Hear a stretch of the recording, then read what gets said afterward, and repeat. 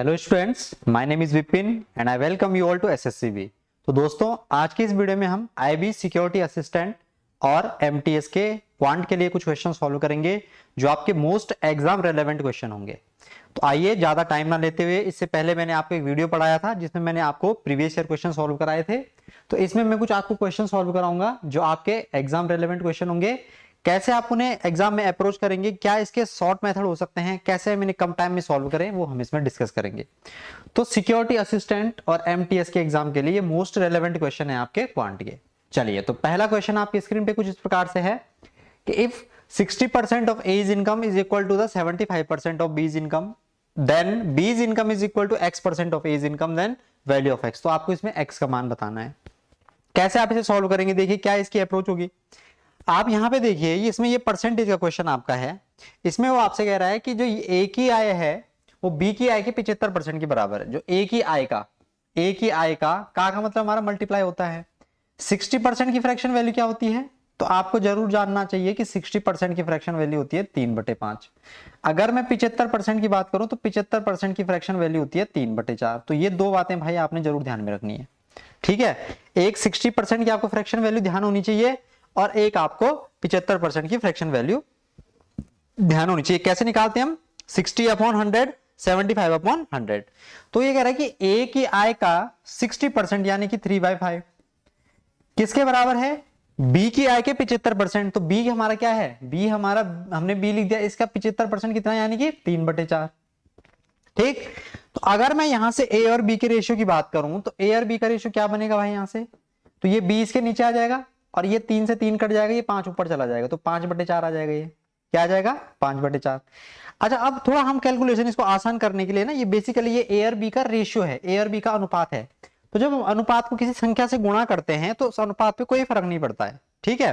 जैसे मैं आपसे बोलूं कि आपके पास 500 क्या है? गाय है, और आपके पास 500 क्या है? भैंस है। तो अगर इनके अनुपात की अगर मैं बात करूं तो इनका अनुपात 5:4 है। चाहे तो आप इनका डायरेक्ट रेशियो बोलें कि 5:4 का रेशियो है, चाहे आप ये बोलें कि 500 गाय और 500 भैंस है। इनका अगर आपसे कोई अनुपात पूछना चाहे तो आप यही बोल सकते हो कि 5:4 है, क्योंकि 0 से 0 हमारा कैंसिल हो जाएगा। तो भाई इसमें कहने का ये मतलब है यहाँ पे कि आप देखेंगे अगर मैं इसको 100 से गुणा कर देता हूं तो ये मेरा हो जाएगा 500 और 400। ये मेरा कितना हो जाएगा? 500 और 400। ठीक। अब यहाँ पे आप देखें कि बी की आय ए की आय के x% के बराबर है। तो बी की आय हमारी कितनी है? 400 है। बी की आय ए की आय हमारी 500 है। का कितना है? x%। x और परसेंट हमारा क्या आ जाता है? नीचे आ जाता है 100। तो आप देखेंगे 2 जीरो से हमारी 2 जीरो कैंसिल हो जाएंगे, ठीक है। अब आप देखेंगे अगर यहां से तो 5 से कट जाएगा कितनी बार? 20 बार। अब इस 20 की गुणा इधर हो जाएगी तो x का वैल्यू यहां से कितना आ जाएगा? x का वैल्यू यहां से आ जाएगा 20 चौक कितना होता है हमारा? 80। तो आप देखेंगे x का मान हमारा कितना आ जाएगा? 80 हमारा x का मान आ जाएगा। तो 80 will be the most appropriate right answer for this question. तो जब भी आपके पास ऐसे क्वेश्चन आए एग्जाम में, कुछ नहीं करना आपने, बस आपको परसेंटेज वैल्यू ध्यान होनी चाहिए। कल को क्या पता आपसे 16/2/3% पूछ ले हो, तो 16/2/3% हमारा 1/6 होता है। तो इस प्रकार से जब आपसे चीजें पूछेगा तो आपने घबराना नहीं है। आपने क्या करना है कि जो आपके पास डाटा है उसको आपने, जो परसेंटेज में आपको डाटा गिवन है उसको आप क्या किस में कन्वर्ट करें, उसको आप थोड़ा परसेंटेज फ्रैक्शन में कन्वर्ट कर पाए, है ना। तो तब आप आसानी से जो है इस चीज को एग्जाम में सॉल्व कर पाएंगे। तो ये है अगला क्वेश्चन। इसको देखिए, टाइम एंड वर्क का सवाल है। अब कैसे आप देखिए, a person take 6 minute to type a page. तो एक आदमी को जो 6 मिनट लगते हैं एक पेज को छापने में। अब वो कह रहा है कि अगर 5 बजे से 7 बजे तक काम होता है तो 1980 पेज छापने में कितने व्यक्तियों को आपको नौकरी देनी पड़ेगी।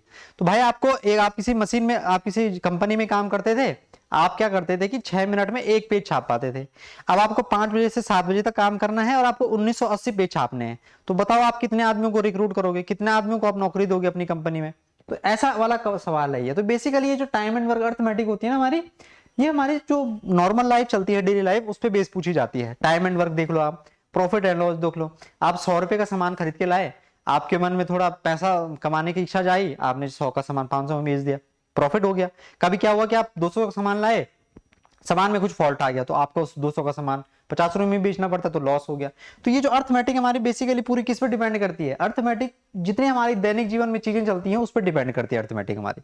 तो बहुत इंटरेस्टिंग टॉपिक होता है हमारा अर्थमेटिक। तो अब आप इसमें देखें कि एक व्यक्ति को जी 6 मिनट लगता है। तो ये कह रहा है कि हमारा जो एक आदमी है ना, एक आदमी को 6 मिनट लगता है एक पेज को छापने में। कितना टाइम लगता है? 6 मिनट लगता है, ठीक। अब देखो कि 5 बजे से 7 बजे तक, तो 5 बजे से 7 बजे तक अगर काम हुआ भाई तो कितने घंटे हुए? 5 बजे से 7 बजे तक 2 घंटे हुए। तो 2 घंटे को देखो, 2 घंटे को अगर मैं मिनट में कन्वर्ट करना चाहूं तो 1 घंटे में 60 मिनट, तो 2 घंटे में 120 मिनट, तो यानी कि 120 मिनट है हमारे पास।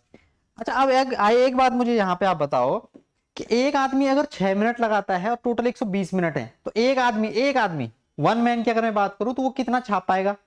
भाई वो एक पेज को 6 मिनट में छापता है, एक पेज को, ठीक।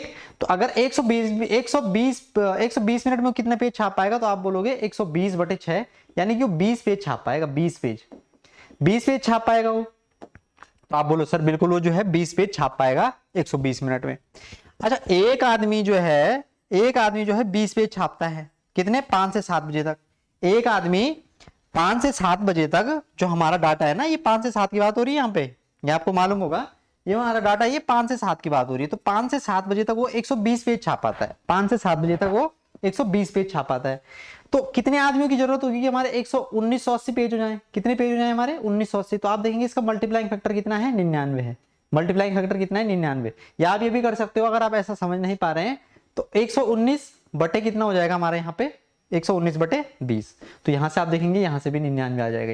या आप अगर ऐसा ना करना चाहे, अब यही तो है बात कि अगर आप जो है 10 किताबों का मूल्य 50 रुपए है, 10 किताबों का मूल्य कितना है? 50 रुपए है, तो एक किताब का मूल्य कितना होगा? तो 50/10 यानी कि 5 रुपए। तो हम उस चीज को बटे में लेके जाते हैं, तो यानी कि इस चीज को हम बटे में लेके आए, तो 20 आएगा नीचे। तो वो भी आप कह सकते हैं, या आप 1980 को 20 से डिवाइड कर सकते हैं, या आप 20 से इधर 99 से इधर मल्टीप्लाई कर सकते हैं। तो 99 लोग जो है 1980 पेज को छाप पाएंगे 5 बजे से 7 बजे के बीच। बहुत इंटरेस्टिंग क्वेश्चन इसमें पूछे जाते हैं हमारे टाइम एंड वर्क में, ठीक है। तो ये टाइम एंड वर्क का हमारा बेसिकली एक क्वेश्चन है। अच्छा अगला प्रश्न अब अगर देखें, अगला प्रश्न क्या है आपके पास? ये बहुत अच्छा सवाल है, ये कारखाना वाला सवाल है। ये आप जब कब आप किसी कंपनी के मालिक बन जाएंगे, या किसी आपका अपना एक स्टार्टअप होगा, या आप सरकारी नौकरी में जाएंगे, आपसे कोई डाटा कैलकुलेट करने को पूछा जाएगा, तो ऐसे क्वेश्चन आपसे पूछे जाएंगे कि भाई किसी फैक्ट्री में आप गए, कल को आप सेक्रेटरी बन गए, है ना, या फिर क्लास बी के आप ऑफिसर बन गए, कोई अच्छा ऑफिसर आप बन गए, तो आपको ऐसी चीजें देखनी पड़ती है, डाटा आपको देखना पड़ता है। In a factory, the salary of each worker is increased in the ratio 22:25, but the number of worker is decreased by 26/3%। तो आपको बताना है इसमें कि the net effect on the salary, तो आपका जो कुल वेतन है उसमें आपका कितना परिवर्तन हुआ, ये आपको बताना है। कैसे करेंगे देखिए हम, आप मुझे एक बात बताओ, आपके पास 10 एम्प्लॉय हैं, आप एक कंपनी के मालिक हैं, या आप इसी स्टार्टअप के मालिक हैं, आपके पास 10 एम्प्लॉय हैं, एक एम्प्लॉय को आप जो है 10,000 रुपए तनख्वाह देते हैं, तो टोटल तनख्वाह आपकी कितनी होगी? तो आपका जवाब होगा सर 10 × 10 यानी कि 1 लाख रुपए। भाई 10 एम्प्लॉय आपके पास, एक आदमी की तनख्वाह 10,000, तो 1 लाख रुपए देंगे आप। अब क्या हुआ कि एम्प्लॉय की संख्या हो गई 8, लेकिन आपने तनख्वाह बढ़ा दी, 12,000 कर दी, तो आप कितना हो जाएगा? 12×8 = 96। तो आप पहले आपका 1 लाख रुपए हो रहा था, आपका 96,000 हो रहा है, तो यानी कि 4,000 का कम हुआ ना।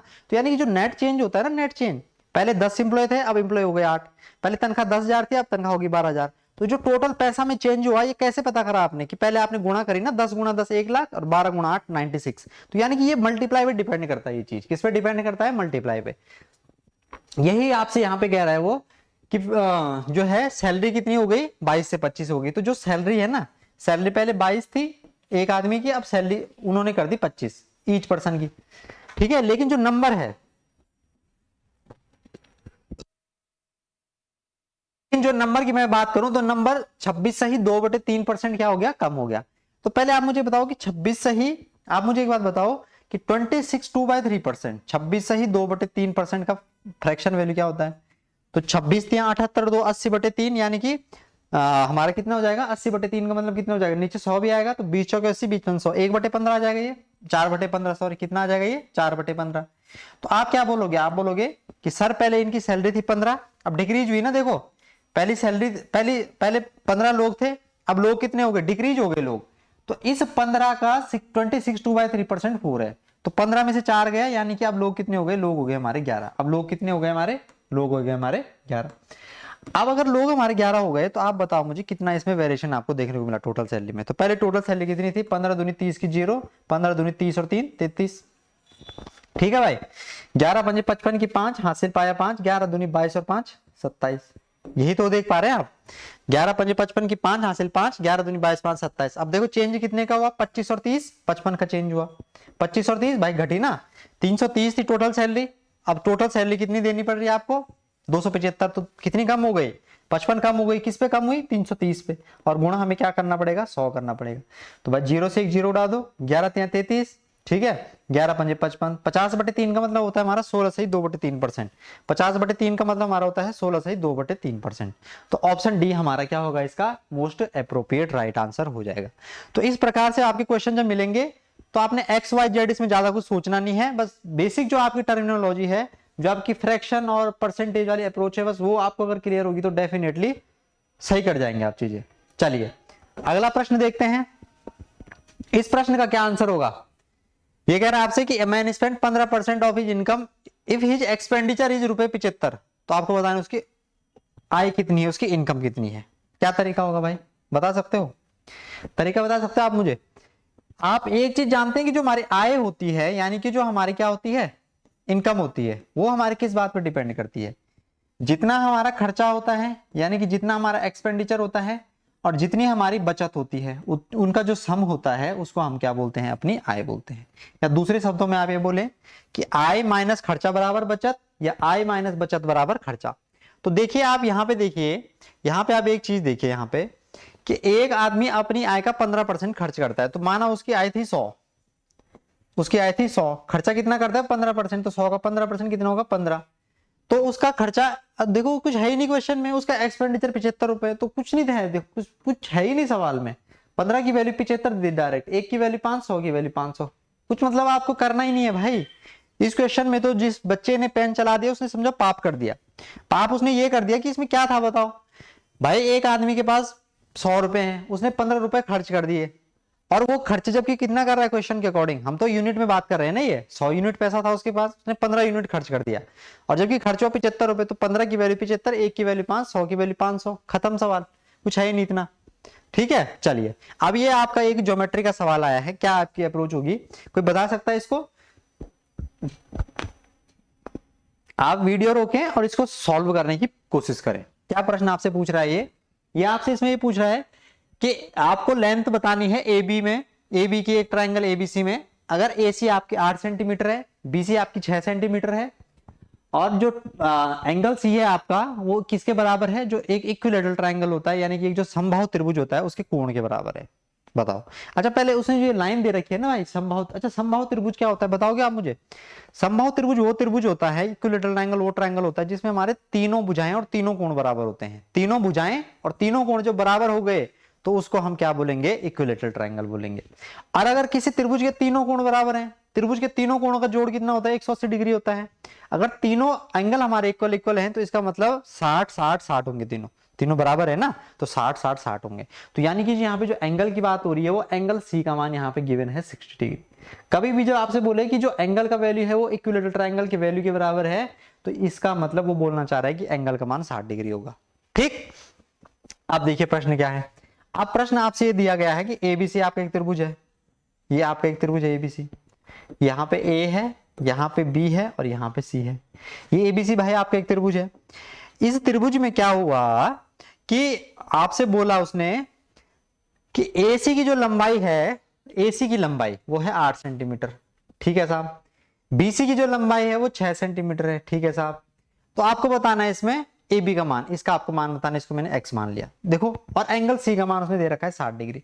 तो बस आप एक चीज दिमाग में याद रख लो जो मैं अभी आपको बताने जा रहा हूं, कि जब भी कभी आपको बोला हो कि साइड निकालनी है, जब भी आपको बोला है कि ट्रायंगल में 2 साइड दे रखी हैं, एक एंगल दे रखा है और आपको तीसरी साइड निकालनी है, तो आपके दिमाग में एक चीज आनी चाहिए, एंड द चीज इज, वो चीज क्या है, उस चीज को बेटा हम बोलते हैं कोसाइन रूल, कोसाइन नियम, कोसाइन रूल। ये हमारा एल होगा यहाँ पे, कोसाइन रूल हमारा ये होता है, क्या होता है हमारा, कोसाइन रूल। तो ये बहुत महत्वपूर्ण आपका रूल है एक, कोसाइन रूल ज्योमेट्री के अंदर। तो कोसाइन रूल आप इसमें लगाएंगे तो सवाल आपको ध्वस्त कर देंगे इस सवाल को। देखिए कैसे आप इसे ध्वस्त करेंगे। कोसाइन रूल क्या कहता है कि इस एंगल का लेंगे आप, जो आपका एंगल गिवन है उसको लेंगे आप कॉस, तो यानी कि cos 60 degree, cos 60 degree is equal to इसकी आजू बाजू वाली साइड का स्क्वायर करके सम, इसकी आजू बाजू यानी कि उसकी जो आजू बाजू का मतलब होता है भाई एडजेसेंट साइड। मैं आपको आसान भाषा में इसलिए बता रहा हूं ताकि आपको चीज समझ में आए। आजू बाजू का मतलब एडजेसेंट साइड, उसकी जो संलग्न भुजाएं, आसन्न भुजाएं हैं, उनको स्क्वायर करके जोड़ दो।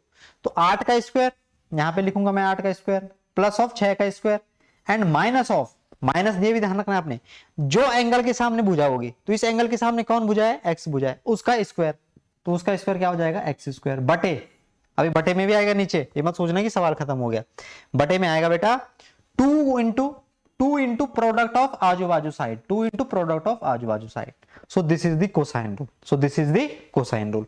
बस अब कर दो आप इसको सवाल को ध्वस्त। कैसे हो जाएगा ये, cos 60 का मान कितना होता है, cos 60 का मान होता है बेटा 1/2। cos 60 का मान हमारा कितना होता है, ध्यान होगी ना आपको टेबल cos 60 की, तो cos 60 की जो वैल्यू होती है वो होती है 1/2, cos 60 की वैल्यू होती है 1/2। ठीक, अच्छा अगर cos 60 की वैल्यू 1/2 आपने निकाल दी, अब आप मुझे बताओ कि 8 का स्क्वायर कितना होगा, 64 plus 36 minus of x square बटे 2 गुणा 48। ठीक है साहब, तो 0 से 2 से हमारा 2 कट जाएगा, 64 36 100 हो जाएगा, तो 100 माइनस एक्स स्क्वायर बराबर 48, 100 माइनस एक्स स्क्वायर बराबर 48। तो यहां से एक्स स्क्वायर का वैल्यू कितना आ जाएगा, तो आपका जवाब होगा सर आएगा 52। तो 52 को हम क्या लिख सकते हैं, एक्स को अगर मैं इसको सॉल्व करूं तो यहां से मुझे एक्स का वैल्यू जो देखने को मिलेगा वो कितना देखने को मिलेगा, 2 दूनी 4 रूट 13, तो यानी कि ठीक है 2 रूट 13 हमारा इसका आ जाएगा, 2 रूट 13, 2 दूनी 4 और 13 चौके 52, तो 2 रूट 13 सेंटीमीटर, 2 रूट 13 सेंटीमीटर हमारा इसका मोस्ट अप्रोप्रिएट राइट आंसर हो जाएगा। 2 रूट 13 सेंटीमीटर हमारा क्या हो जाएगा, इसका मोस्ट अप्रोप्रिएट राइट आंसर हो जाएगा। तो कोसाइन रूल को आप हल्के में नहीं ले सकते, मैं आपको बोल रहा हूं, जब भी आपको एक त्रिभुज में 2 भुजाएं दे रखी हो, आपको तीसरी भुजा निकालनी हो और आपको कोण दे रखा हो, तो आपके दिमाग में एक चीज आनी चाहिए, एंड द चीज इज कोसाइन रूल। ठीक है साहब, तो इसका आप क्या ले सकते हैं, इसका आप स्क्रीनशॉट ले सकते हैं। चलिए अगला प्रश्न देखते हैं। अब हम अगला आपको बोला है कि कॉट बी का वैल्यू 12/5 है, तो आपको सेक बी का मान बताना है। क्या आसान क्वेश्चन, देखिए थोड़ी सी अगर आपको हल्की सी वो नॉलेज है ना, अगर आप हिंदी मीडियम से पढ़े हो तो आपको एक ध्यान होगा, पंडित बद्री प्रसाद नहीं, हाँ हिंदी मीडियम से अगर आप पढ़ें तो लाल बटे का आपको ध्यान होगा, और अगर आप अंग्रेजी मीडियम से हैं तो पंडित बद्री प्रसाद और हर हर बोल, sine cos tan cot sec cosec, याद होगा ना आपको ये वाली बात। तो बस वही है इसमें कंसेप्ट, कह रहा है कि कॉट बी का वैल्यू 12/5 है, कॉट बी का वैल्यू 12/5 है, तो ये मेरा एंगल लेट से ये ए एंगल है, 90 डिग्री है, क्योंकि देखो ट्रिग्नोमेट्री में जो हमारा एंगल ट्राइंगल यूज होता है, वो हमारा कौन सा ट्राइंगल यूज होता है, वो हमारा राइट एंगल ट्राइंगल यूज होता है। तो इसमें ये कॉस दे रखा है हमें, तो थीटा के सामने हमारे क्या हो जाएगा, परपेंडिकुलर हो जाएगा, ये हमारा बेस हो जाएगा और ये हमारा हाइपोटेनियस हो जाएगा। ठीक है भाई, अब देखो आप, अगर ये हमारा हाइपोटेनियस हो गया, कह रहा है कि कॉट बी, तो ये होता है हमारा साइन कॉस टेन, है ना, कॉट सेक कॉसेक, लाल लाल बटे कक्का, लाल बटे कक्का, यानी कि लंब बटे आधार हमारा टेन थीटा होगा और आधार बटे लंब हमारा कॉट थीटा होगा, आधार बटे लंब हमारा कॉट थीटा होगा। तो आधार बटे लंब, इस चीज से हम कॉट थीटा हमारा क्या होगा भाई, कॉट थीटा हमारा क्या होगा, आधार बटे लंब, यानी कि बेस अपॉन परपेंडिकुलर। तो आधार हमारा यहाँ पे कितना है 12 और लंब हमारा 5 है, तो आधार हमारा यहाँ पे 12 है और लंब हमारा यहाँ पे कितना है 5 है। ठीक है भाई, तो आपको बस ट्रिपलेट भी आप ध्यान होना चाहिए, तो ट्रिपलेट क्या हो जाएगा, 5 12 13 होता है ट्रिपलेट, 5 12 13 का, 5 12 13 का हमारा ट्रिपलेट होता है। ट्रिपलेट अगर आपको ध्यान नहीं तो पाइथागोरस थ्योरम आप जानते हैं फिर, कि हाइपोटेनियस का square is equal to perpendicular का स्क्वायर प्लस ऑफ बेस का स्क्वायर, ये हमारी क्या होती है, ये हमारी एक पाइथागोरस प्रमेय होती है। तो अगर साहब ये पाइथागोरस प्रमेय है तो बस आपका क्वेश्चन खत्म हो गया। अब सेक थीटा आपका क्या होता है, सेक थीटा होता है आपका कर्ण बटे आधार, तो सेक थीटा आपका कर्ण बटे आधार होता है, कर्ण हमारा 13 है, आधार हमारा यहाँ पे 12 है, तो 13/12 हमारा इस सवाल का सही उत्तर हो जाएगा। Option 4 will be the appropriate right answer for this question. So whenever you have such kind of question you can use this approach, right? So आपका जो है चीजें डेफिनेटली आसान होंगी। अब ये हमारा एक प्रॉफिट एंड लॉस का सवाल है। क्या कहता है ये कि एक ट्रेडर एक आर्टिकल को सेल करता है 425 रुपए में, उसे लॉस होता है 15% का। किस प्राइस पे वो बेचे कि उसे 5% का प्रॉफिट हो जाए, किस प्राइस पे वो बेचे कि उसे 5% का प्रॉफिट हो जाए। क्या होगा, कैसे करेंगे?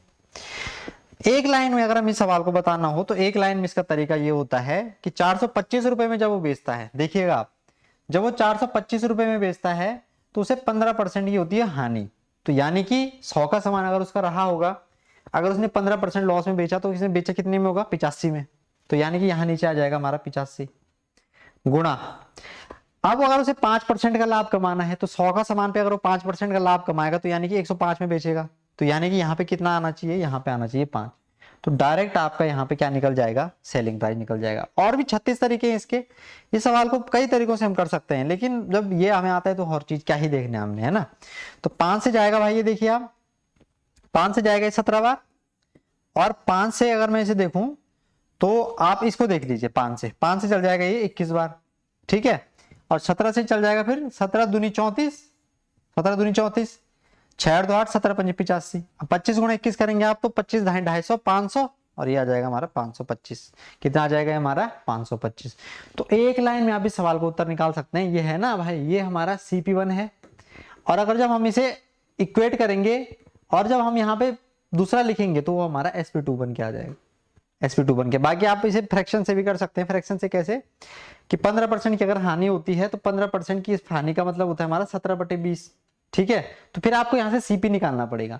तो 17 की वैल्यू आपको दे रखी है 425, तो यानी कि 1 की वैल्यू आपकी आ जाएगी 17 दूनी 34, 17 पंजे 85, तो 20 की वैल्यू आपकी आ जाएगी 500, 20 की वैल्यू आपकी आ जाएगी 500। अब वो कह रहा है कि आपको 15 5% का लाभ कमाना है, तो 5% का लाभ का मतलब 105/100, तो 100 से कट जाएगा 5 बार, 21 पंजे 125, 5 पंजे 25, यानी कि 525।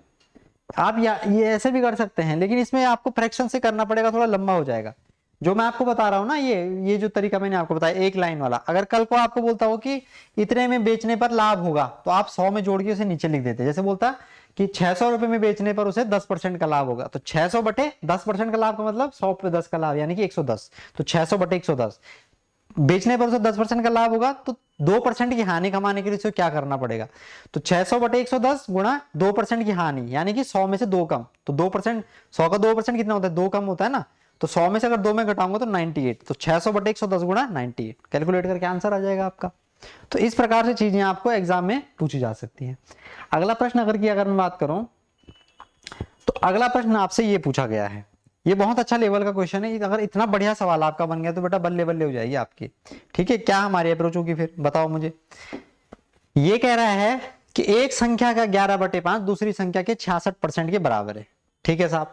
अगर संख्या B और संख्या C के 80% के बराबर है, संख्या B संख्या C के 80% के बराबर है, और संख्या C का मान कितना है 2500 है, तो A का 80% और B का 40%। तो बेसिकली यहाँ पे 3 संख्या है हमारे पास, A B और C है, 3 संख्याएं हैं A B और C।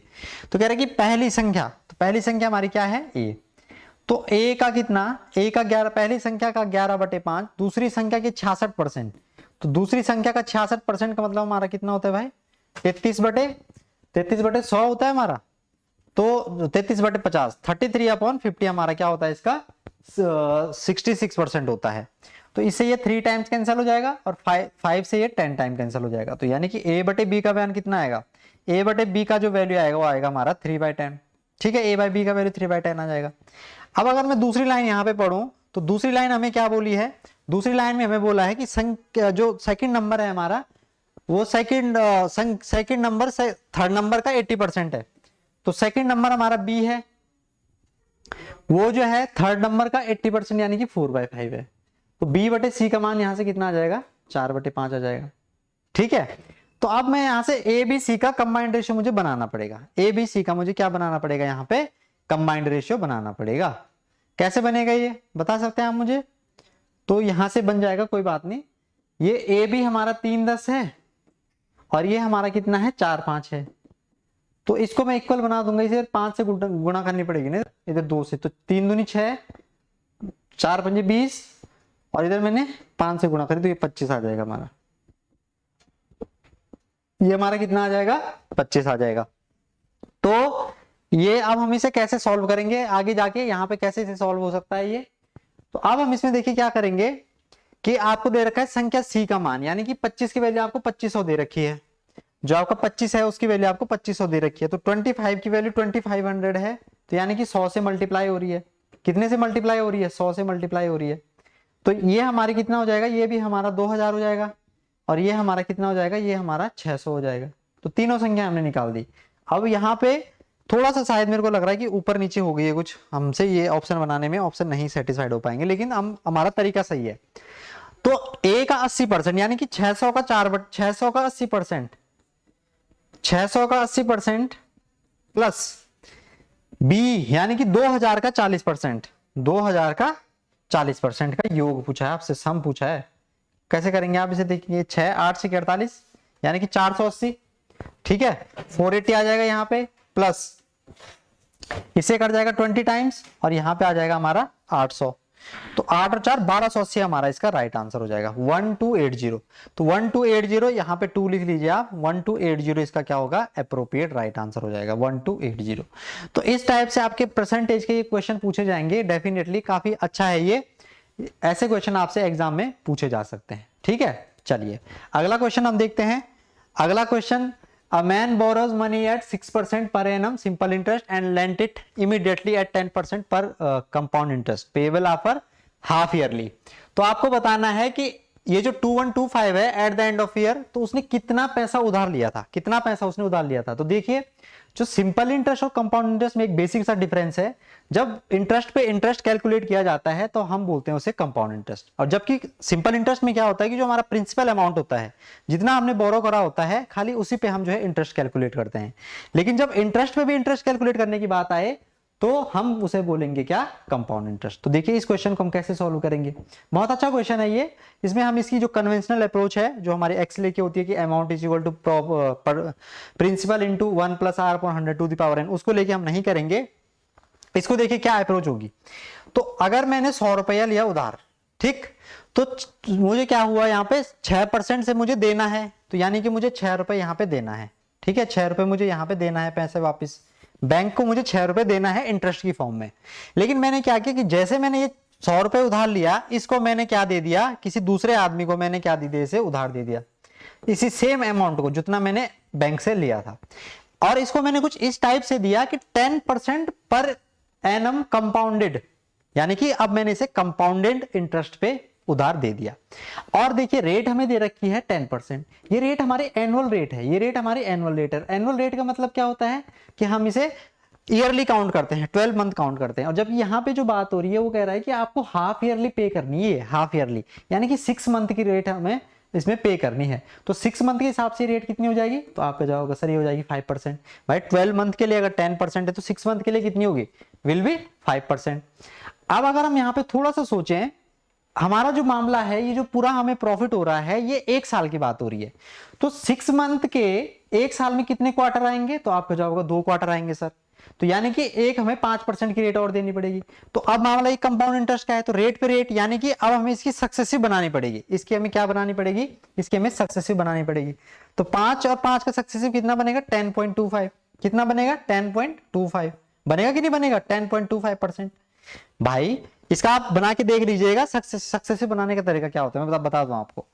5a plus B minus ए गुणा बी बटे 100, माइनस नहीं यहाँ पे प्लस। तो 5 और 5 10, 5 मुझे 25 बटे 100 यानी कि 25, तो 10.25%, 10.25%। अब 100 का 10.25% निकालो आप, तो 100 का 10.25% कितना होगा, तो आपका जवाब होगा सर 100 का जो 10.25% होगा वो होगा हमारा कितना, 10.25 होगा कि नहीं होगा, 10.25 होगा। तो अब यहाँ पे आप गेम देखिए, अब देखिए जो जिसने पैसा उधार लिया ना वो कितना दिमाग वाला बंदा था।